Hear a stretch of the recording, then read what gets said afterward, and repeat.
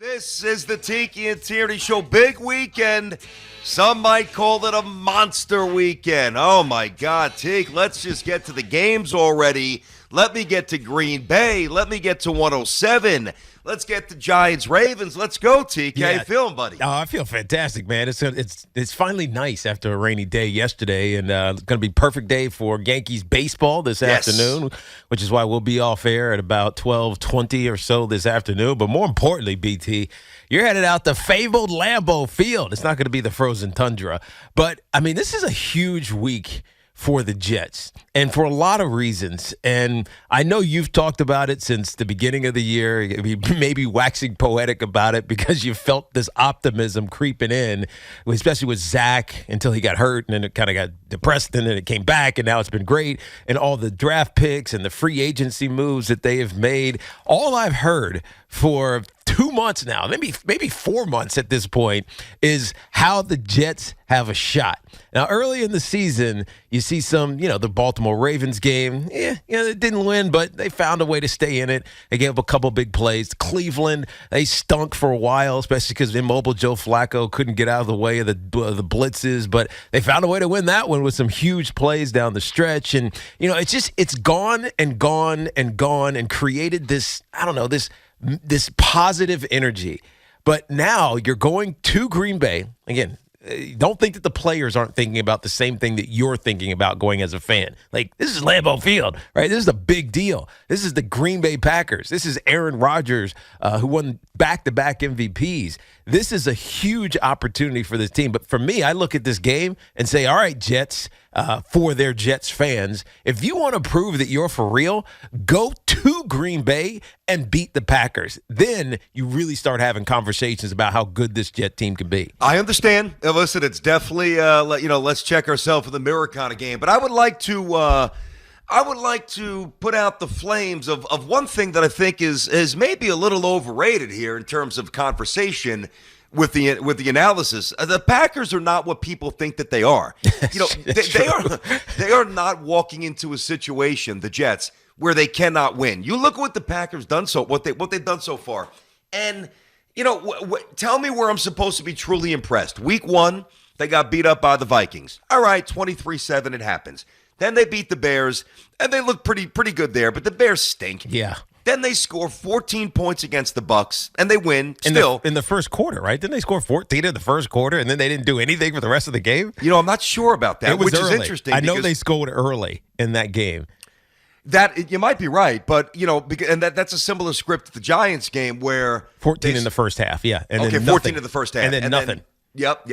And then even the Patriots game, and I was watching a chunk of that game. It's a 3-point win at home. Yeah, the Pats aren't going anywhere this year. Listen, I think that there are times where no matter what team in the city, no matter what the situation might be, you look at an opportunity to get a little respect, right? And this is certainly a little more respect. Jets already have some, more. And you view it through a couple of different lenses. The one lens is when you know in your heart, man, we have to really overachieve to win this game. That's not how I'm viewing this game. What the Jets need to do is do what the Jets do well. And I really think the Jets have a legitimate chance to win the game. The one difference is that Zach's going to have to cook a little early, and Zach's going to have to cook a little often. Because now, Teak, listen, you look at the Jets on film, run, good throw, Zach, run. And no, seriously, that's been the recipe. You know that. Right, so now the onus is going to be on Zach a little bit. First quarter, I would think they'll stack the box. I would think they'll try to take away the run. And now he's no longer rusty. Now we fully trust his body. Now we see some more from Zach, hopefully. Well, I think you're going to have to see a lot more from Zach because you can't be one-dimensional against a team that's top 10 or so in yards offensively and defensively. Look, you're right. The Green Bay Packers aren't special, right? They're not the favorite to win the Super Bowl or even the NFC, especially with how inconsistent they've been offensively. And you're right, BT. 2 games this year, they've jumped out to pretty big leads. On the Giants, they got out to a big lead. Couple weeks ago against the Buccaneers, they got out to a big lead and then did nothing. Like literally nothing in the second half, 0 points in those 2 second halves. So they're not world beaters, but they are the Green Bay Packers, and they have a great home field advantage simply because of the aura of the field. Now, the reality nationally, and I'm not even talking about locally, because we can sit down and dissect it. BT, you and I can say, hey, well, the Jets are this and the Packers are this. But nationally, if you looked at this game and didn't know the details, you say, the Packers are going to destroy the Jets. Historically, the Jets haven't been good. There's no reason for us to believe that they're good again now. Yeah, I know they're 3-2 on the season. The Packers should destroy them. This is we talked about it yesterday. This is a national game. You go looking at where Fox is broadcasting this. It is everywhere in the country. And so while I'm talking and we're talking specifically about what's going to happen on the field, I'm more talking about the mentality or the mindset that the nation's football fans have about the Jets. That's why this is a huge opportunity. And look, I don't know if they're thinking of it this way, but that's how I look at this. And very rarely do you get chances like this, like to be not necessarily prime time, because it's not a Monday night game, it's not a Sunday night game. I mean, God forbid it's not a Thursday night game, because even if you're good, you're going to suck on Thursday night, like we saw last night again. It was a crap fest. But I mean, this is a huge chance for the Jets to show themselves to the world, and I love it, right? Because I remember as a player, If I had that chance, right, Monday night game or Sunday night, whatever, you had that chance to be on the stage and excel, you couldn't help but be heightened and aware of it. And I know that these guys nowadays, they're aware of this opportunity. All right, Tiki, 877-337-6666 is our number on this Friday. It's the Tiki and Tierney Show, and we're inside of our Town Fair Tire studio. Our friends at Town Fair remind you that you always get the guaranteed lowest price on name brand tires from Connecticut to Maine. Nobody beats Town Fair Tire. Nobody. I'll tell you this. There have been a multitude of primetime games in the last 10 years where I'm like, geez, I know what I'm walking into. And it's called the embarrassment chamber. I know what's coming.